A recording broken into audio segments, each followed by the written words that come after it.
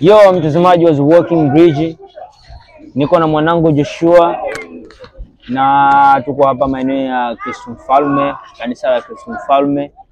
Nyuma ni uwanja wa basketball team, wanaendelea kucheza mchezo wao hapa kirafiki. Kama unavyoona tena mipira inapita nini. Mwanangu Joshua, nabii kama kawa mwanangu. Kama kawaida. Mtazamaji wa The Walking Bridge, hii ni episode ya kwanza kabisa mazungumzo yangu na vijana kuhusu masuala mbalimbali ya kimaisha, lakini ni mazungumzo fana ambayo mimi binafsi na wao tutakuwa tunashare idea tofauti kuhusu maisha yetu kama vijana. Unajua nini mwanangu Joshua? Naam, nabii. Tukiwa kama vijana kuna changamoto nyingi tunapitia. Sikuamini leo mida kama saa 8 saa 7 hivi. Kuna mahali nilikuwa natoka afu nikawa nakatiza kwenye mwendo kasi maeneo ya Posta. Unapopata Posta, Posta kuna pale katikati pale kuna barabara ya mwendo kasi pale. Alafu bodaboda huwa zinapita. Kama huko familia, bodaboda huwa ziko mwendo sana. Kwa sababu unajua pale hakuna restriction kwamba bodaboda zisipite. Kwa bodaboda na gari za mwendo kasi huwa zinashare ile barabara. Kwa bodaboda huwa wako mwendo sana. Kwanza hakuna hata zile traffic lights. Lakini pia hakuna zile yale matuta madogo yale hakuna. Kwa hiyo jamaa wanatungua kino. Sasa nilikuwa niko katika dimbwi fulani bila mawazo. Ukiwa unavuka barabara kuna ile principle tangu tuko shule ya msingi walikuwa wanafundisha kwamba unaangalia kushoto, unaangalia na kulia. Ile principle inafanya kazi mzee. Kwa nini? Kwa sababu gani? Nilipokuwa napita niliangalia upande mmoja, upande wangu wa kushoto. Nikacheki hivi, nikaona kuna gari zinapita, lakini gari moja ikawa inapita na nyingine ikawa inakuja. Kwa hiyo nikasema kwa kuwa ile kule inakuja iko mbali, ngoja hii inapopita ni time nivuke. Lakini sikuangalia upande wangu wa kulia. Kumbe kuna bodaboda inakuja. Hapa. Bodaboda hii ya baraka shika hivi. Sasa mimi wazo langu nataka kwenda mbele na bodaboda ananikaribia, nikasimama. Lakini mimi huaga na ile idea kwamba ukiwa unavuka barabara, ukiwa hata kama upo katikati ya ajali, usirudi ulikotoka. Wewe endelea kwenda mbele. Kwenda mbele ili mpe chance dereva ya kufanya maamuzi mengine ya kwenda sehemu nyingine. Ukirudi ulikotoka, na dereva naye ataona kama vile unaenda mbele, atakuja kukufuata. Mtajikuta mnafanya maamuzi kwa pamoja. Mwanangu, sijaangalia kulia, sijaangalia kushoto. Mwendo hivi mwanangu. Pole sana hizo. Nikafikiria kuna yale aba mwanangu ningekufa mwanangu. Nikagundua kwamba mwanangu stress ni noma. Lakini wakati tena naendelea, maana nilikuwa nakuja Tabata hivi. Nimefika maeneo kama Buguruni hivi. Kuna muuni mwingine naye pia akawa amekatiza barabara ndani ya daladala ile niliyopanda akapita mbele. Daladala tuliyopanda ikashika breki humu na humu. Yaani jamaa kapita, yaani jamaa ameluka tu na gari inafika. Naelewa konda au dereva wanapotukana. Naelewa. Ila nikamcheki mshikaji, naye mshikaji kama vile naye pia akawa amesimama kama wewe ndio nilokuwa nao ile mwangu. Nikaingia katika deep thought nikagundua mwanangu. Vijana tuna mawazo mengi sana. Hivi hiyo situation kama hiyo inatokea kwa yani inatokeaje mpaka mtu unakuta ana ignore some rules, mfano anakata kuvuka barabara, mtu mshazoea anaangalia shoto na kulia. Ila mtu unakuta ana ignore, yani anatoka from nowhere ana mambo mengi. Anaangalia tu upande mmoja then unadhani kwamba unadhani hata ni makusudi. Yaani hiyo huwa inakuja automatically. Unaweza kumuona mtu akafanya kitu mwanangu cha kijinga, lakini kumbe kwa mwanangu wadudu anakufuata kinoma. Ni nywele usiwaze. Nywele na ufuga rasta nini. So iko hivi.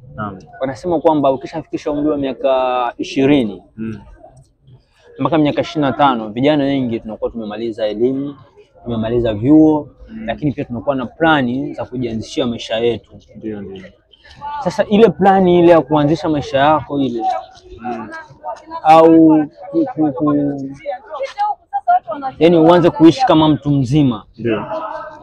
Kwa sababu ili uweze kuishi na mtu mzima unahitaji vitu kadhaa. Kwanza unahitaji kuwa na chanzo cha pesa. Alafu pia kunakuwa na watu wanakutegemea, unabidi uwatimizie mahitaji yao. Alafu pia kuna kuwa personal life plan, unataka kuwa na familia, sawa sawa. Lakini hapa katikati ya miaka hii 25 kuna kuwa na stress pia za mahusiano. Unataka kuwa na mahusiano yaliyosimama.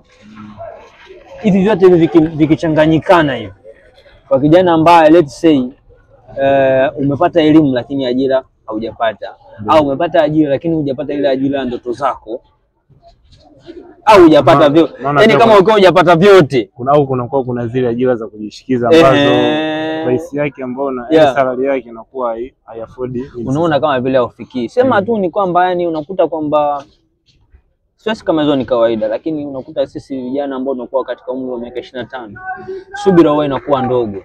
Tunataka kutimiza matarajio yetu mapema, wakati sio kweli.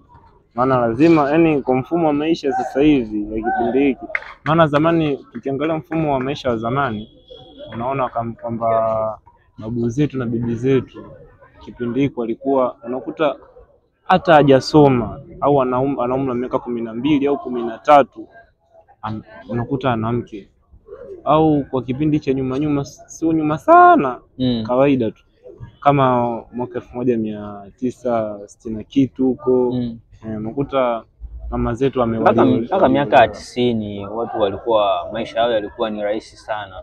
Kwa mfano nafikia mtu tu anakuwa darasa la 7 amemaliza then anaolewa. Kwa hiyo mtu amemaliza darasa la 7 na mwenzake anaoa. Na nilikuwa tu kama tamaduni tu ya kawaida, na ilikuwa ambayo ishazoeleka katika tamaduni, yani katika sehemu za watu. Unakuta akishamaliza darasa la 7 kama ni msichana anaolewa, kama ni mvulana pia ana ruhusa ya kuolewa. Ila kwa kipindi cha sasa hivi imejiwekewa kwamba mtu mpaka afikie miaka fulani, mfano kuanzia 28, yani kuanzia 25 kwenda mbele ndo mfano kama mwanaume ataoa hapo, ila mwanamke labda kwa miaka 25 kuendelea hivyo. Wewe kitu gani huwa kinakutia stress sana? Stress ujue zinatokana yani zinatokana na sababu mbalimbali. Mfano yani kama misunderstanding kwa sehemu tofauti, mfano labda na kama unavyosema hapo kwenye mahusiano, kati ya sehemu ambayo inawafuruga vijana wengi na inapoteza vijana wengi ni kwenye mahusiano. Sio kama ni mabaya, ni mazuri, lakini yani na uzuri wake na ubaya wake. Kila kitu kina faida na hasara. Kwa hiyo yani hiyo mahusiano yanakuwa yana mchango mkubwa sana kwa vijana katika kuwavurugia mambo yao, yani kuwapa stress, kwa unakuta labda katika muda ambao wanakuwa wanaishi pamoja vile, kwa wanakuwa katika muda ambao unakuwa wanaishi, kuna changamoto fulani zinakuwa zinatokea, wanakuwa waelewani. Kwa hiyo ni moja kati ya changamoto ambayo inatokea inamsababishia mvulana au msichana kupata stress. Ndio nasema vitu kama hivyo vinatokea barabarani, maana unakosa na magari, unahisi umerogwa kwa sababu ya stress tu. Umeisikiliza hii conversation ya Millard Ayo na mtoto wa Magufuli, Janet Magufuli? Mtoto wa Janet Magufuli kuna kitu ambacho amenifundisha sana kwenye ile conversation aliyofanya na Millard. Anasema kwamba Mama Janet Magufuli, yani mtu wa hayati Magufuli, ni mtu wa ibada sana.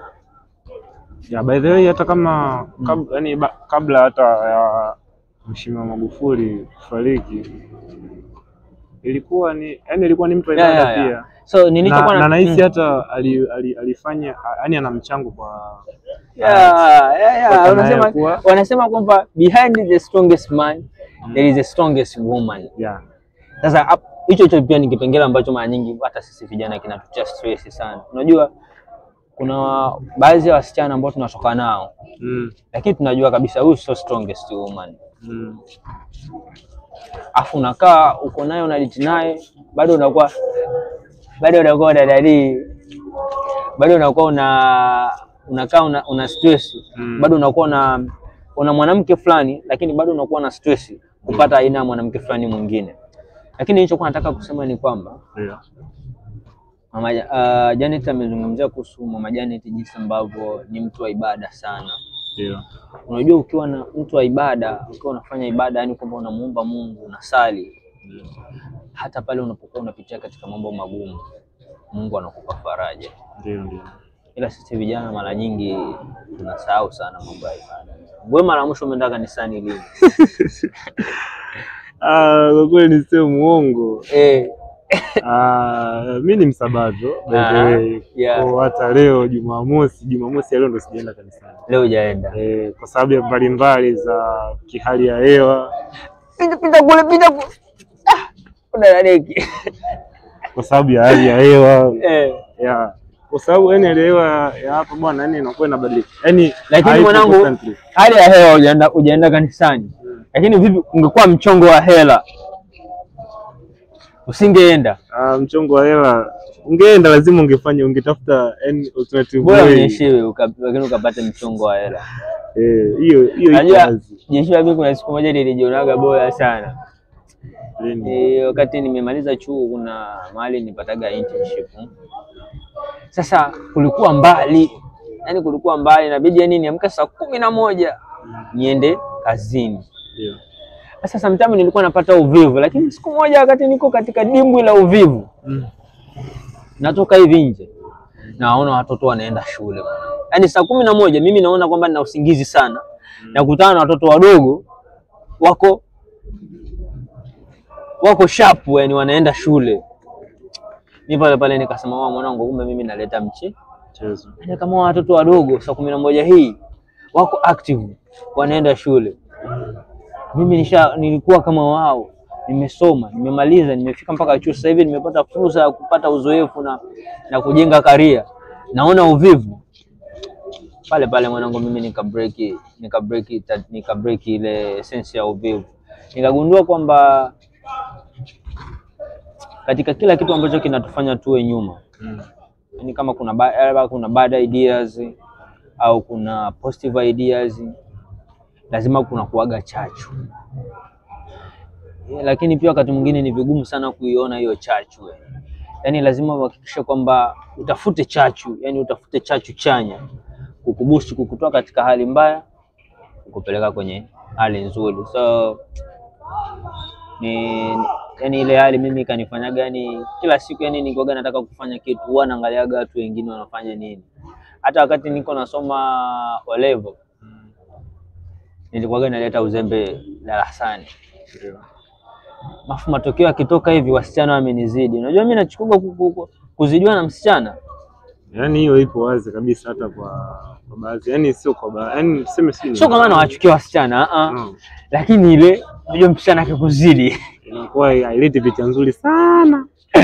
Msichana akikuzidi, bado kuna msichana alinizidi bwanangu. Mimi nilikuwa nimepata 4, yeye kapata 8. Ingawa niko huko kidogo.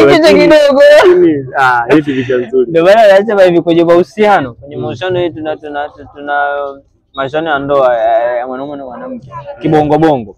Hakikisha wewe ndio una hela zaidi. Usipokuwa na hela utanyanyasika, yani hata kama sio kwenye mahusiano, yani sio hata kama sio kwenye mahusiano. Yani usipokuwa na hela sehemu yoyote ile ausikilizi. Unaweza kuongea ni vyovyote, watu wakusikiza haya sawa tutatekeleza.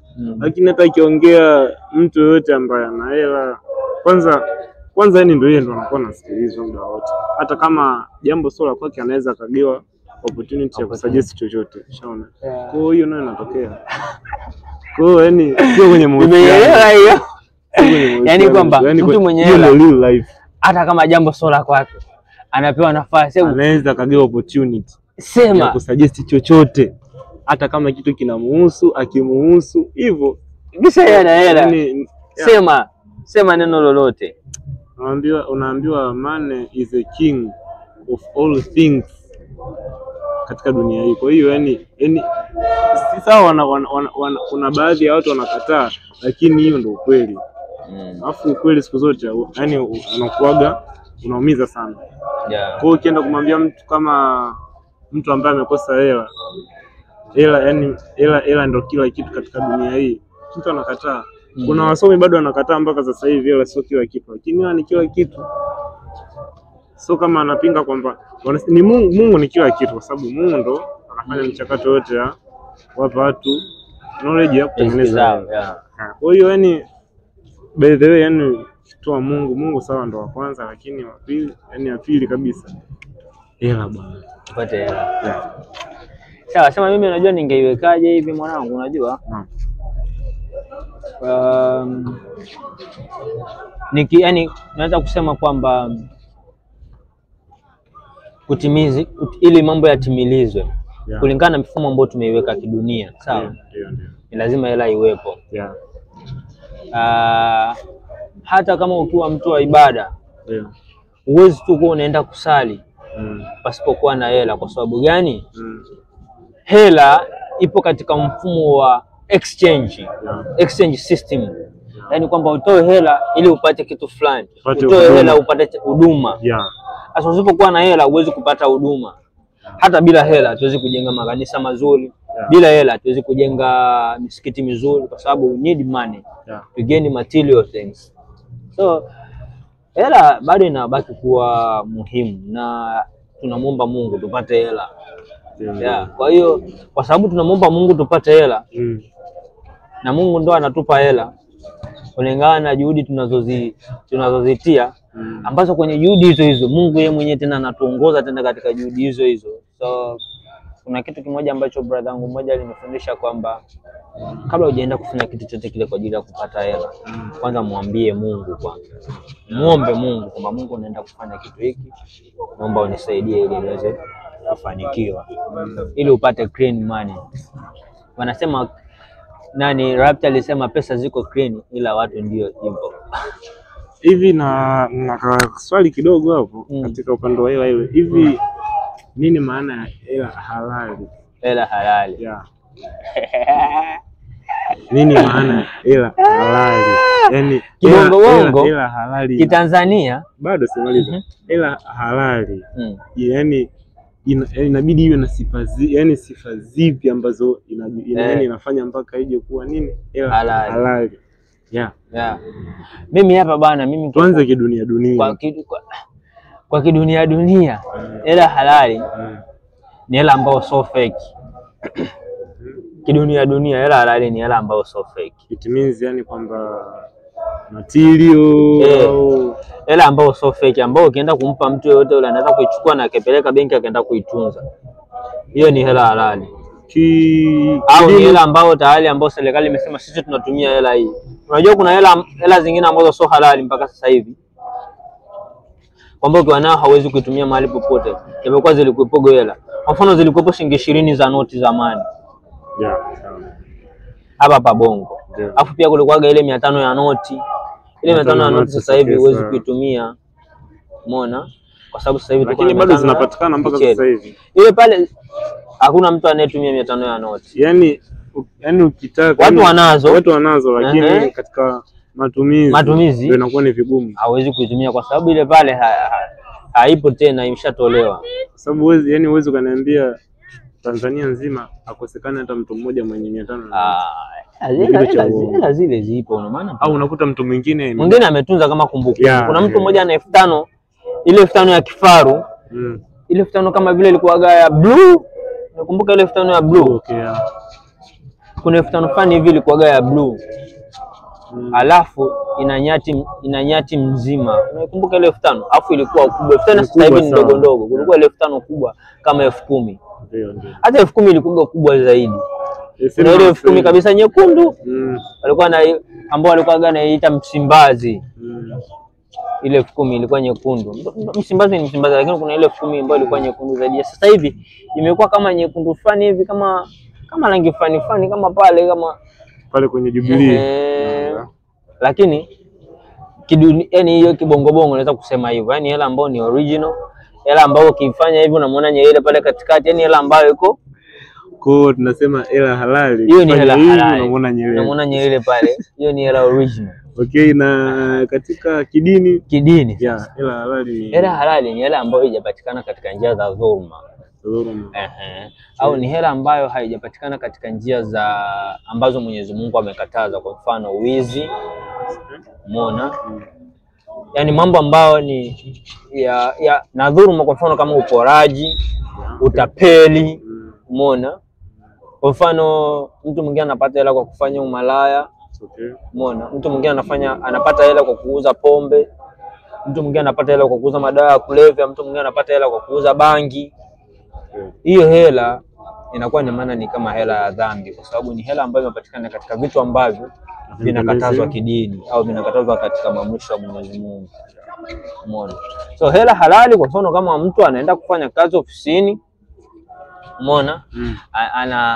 Au mtu ana biashara yake, anauza vitu legit. Naweza kusema kwamba hela halali ni ile hela inayopatikana katika kitu legit, kitu ambacho unafanya bila kujificha. Yani kitu ambacho pia hata serikali yenyewe haijakukataza kukifanya. Hiyo inaweza kuwa hela halali. Wewe unamsaidiaje yule mtu ambaye anatumia hela ambayo sio halali na amezoea kufanya hivyo, ana experience ya kutumia hela ambayo sio halali? Mfano twende tu direct. Ukiangalia hapa kwa Tanzania, tuseme tu kwa Dar es Salaam, kwa sababu ndo nasema jiji kubwa kidogo. Kwa vitu ambavyo unaweza ku experience navyo kwa the way ambavyo nilivyokaa hapa, unaweza kusema labda hela za wizi. Mtu amezoea kuiba hela, na ndo amezoea, ndo anaona hiyo ndo sehemu ambayo inampatia kipato.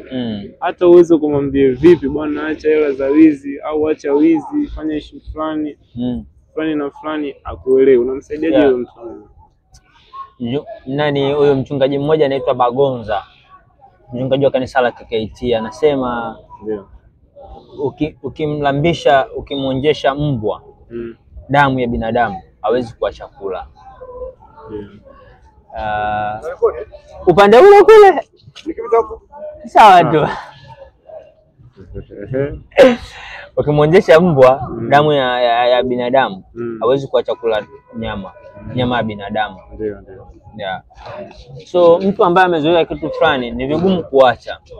Na unajua hao wote ambao wanakuwa wanafanya shughuli za wizi au wanakaba, wanafanya nini, vitu hivyo vyote hivyo walianza kuvifanya, na baada ya kuanza kuvifanya imekuwa vigumu kujitoa, kwa sababu ndio imekuwa mfumo wao wa utafutaji.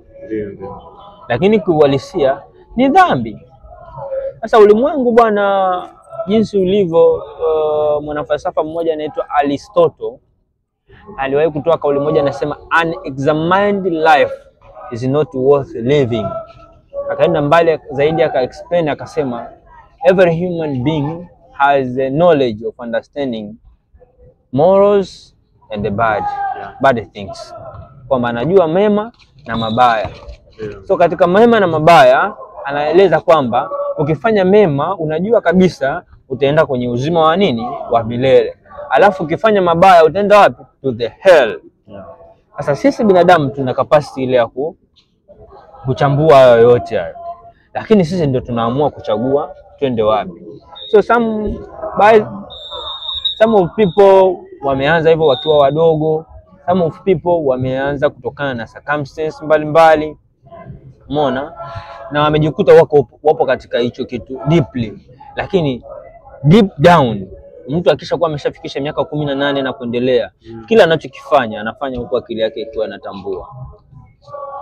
Kwa mwenyewe ukiamua kuacha katika hiyo unaweza kaacha. Ukiamua kuendelea kufanya. Sasa watifu kwa yule mtu ambaye ameanza tuseme tangu na miaka 16 akafikisha miaka 18, akajua kabisa anafanya jambo fulani ambalo ni baya, mfano labda hiyo ni wizi. It's okay. 18, 19, 20 akafikisha mpaka miaka sema 25. Huyo nahisi atakuwa yani ameshazoea hiyo issue ambayo anaifanya. Huyo unamtoaje katika hilo shimo kama hilo? Sababu ukiangalia ni miaka mingi. Kama ukitaka kumsaidia exactly, mimi huwa nasema kwamba ukitaka kumsaidia, kwa mfano kama mtu mlemavu, ukitaka kumsaidia, usimsaidie kwa kumpa pesa. Sawa? Msaidie kwa kumpa kitu ambacho anaweza kufanya kujipatia pesa kutokana na ulemavu wake ule alionao. Mfano kuna watu wengi unaonaga wako barabarani wanaombaomba. Lakini ukijiuliza kuna watu wengine ambao wapo kama wale wanafanya shughuli zao na wanapata pesa zao. Sasa hiyo kama mtu anaiba sasa ndo anaenda sasa. Kama mtu anaiba ni mwizi. pita tu. Haumwambii kwamba acha wizi. Unamuuliza, je, kwa nini unaiba? Anasema anaiba kwa ajili nipate nini? Kwa ajili nipate pesa. Kuna namna mbalimbali, ndio maana kuna jela, umewekwa mtu anapelekwa jela, anakaa jela kwa ajili ya kumrekebisha tabia, au unamleta katika mazingira ya kumwangalia muda wote, yaani kumweka katika mazingira ya kumzuia kuiba na kumfundisha namna ya kujitegemea, yaani namna ya kutumia nguvu zake au kutumia jasho lake kupata pesa. Lakini kwa mfano kama mtu akiwa anaiba, dawa yake ni kumpa kazi. Ukimpa kazi ya kumuingizia kipato, akishindwa kwenye hiyo kazi, sasa unabidi umpeleke jela. Sasa ili jela ikamfundishe. Sasa mfano hapo unaposema kumpa kazi, na ukiangalia katika kipindi hiki hamna ajira za kazi. Unajikuta mtu anasema okay, nikiiba nitagiwa kazi, nikigiwa kazi nitapata hela. Kwa hiyo unakuta unaingiza vijana wengi katika wizi ili mimi Joshua, mimi sijasema mtu ambaye hana kazi aibe. Ila mimi nazungumzia mtu ambaye anaiba sasa hivi kumkomboa kutoka kwenye kuiba. Kwa sababu anaiba kwa sababu gani? Anaiba kwa sababu kisingizio chake ni kwamba hana kazi, kwa hiyo anaiba ili apate kipato. Kwa kama anaiba ili apate kipato, basi mpe shughuli ya kupata kipato legit. Shughuli legit ili apate kipato. Hicho ninachozungumzia. Lakini kuhusu swala ajira sijui nini, ni crisis ambayo ipo kwa ujumla kwa watu wote. Wewe mara ngapi, mimi binafsi nimewahi kukaa bila kazi, lakini sijawahi kuanza kwenda kuiba. Inategemea na mtu the way alivyolelewa. Hiyo sasa kwenye malezi. Nikupe story moja Joshua, mimi wakati niko mdogo nakumbuka kama miaka 8 hivi, niko darasa la pili. Baba alinipaga 500 nienda kumnunulia sigara. Nilikwenda kununua sigara, nikanunua sigara za hizi 200 hizo niagizwa. Kwa hiyo nitakuwa kurudisha change shilingi ngapi? 300. Mimi kwa ujanja wangu nikachukua 200, nikampelekea afu nikamwambia 100 nimepoteza. Kumbe 100 ninayo. Ila ninataka nini? Niitumie ile 100. Sawa. Sasa hivi kizazi sasa hivi mtoto akifanya kitu kama hicho, mzazi anachukua tu ile 200, anaacha anapotezea ile 100 kwamba imepotea. Kumbe mtoto kaificha. Kwa hiyo anaanza kujifunzia hapo hapo. Kwa naweza nikasema mtoto kaitapeli, lakini mimi kilichonikuta mzee ni story fulani hivi. Kilichonikuta baada ya kuficha ile 100 ni majuto. Kwanza nilikimbia. Katika familia yetu sisi, kosa la kwanza unapofanya kosa, ukishafanya kosa hilo ni kosa la kwanza. Ukitaka kuadhibiwa ukikimbia, kosa la pili. Hilo ni kosa kubwa kuliko kosa lile la kwanza ulilolifanya. Umeelewa? Yaani kosa la kwanza umefanya, alafu ukataka kuadhibiwa ukakimbia, lile kosa ndio linakuwa kosa kubwa. Kwa nini umekimbia? Kuliko kosa lile la kwanza, kosa la kukimbia. Inaweza likawa ni kosa kubwa kwa sababu mzazi pale anatumia ule muda kwa ajili ya kukufundisha. Sasa sio kufundisha kwa njia, yaani ile ni njia nzuri tuseme. Njia ya kufundisha ulichokifanya sio sahihi. Sasa wewe unakuwa unapingana naye. Kwa maana anakuambia ni kosa kubwa zaidi ya ulilofanya. Sasa mimi mzee alinifukuza. Mangu nimekimbia hivi, nageuka hivi mzee huyu hapa. Nageuka hivi mzee huyu hapa. Na alikuwa mwenyeanza kidogo. Kuna wazazi baba yangu sio mzembe, baba yangu sio mzembe.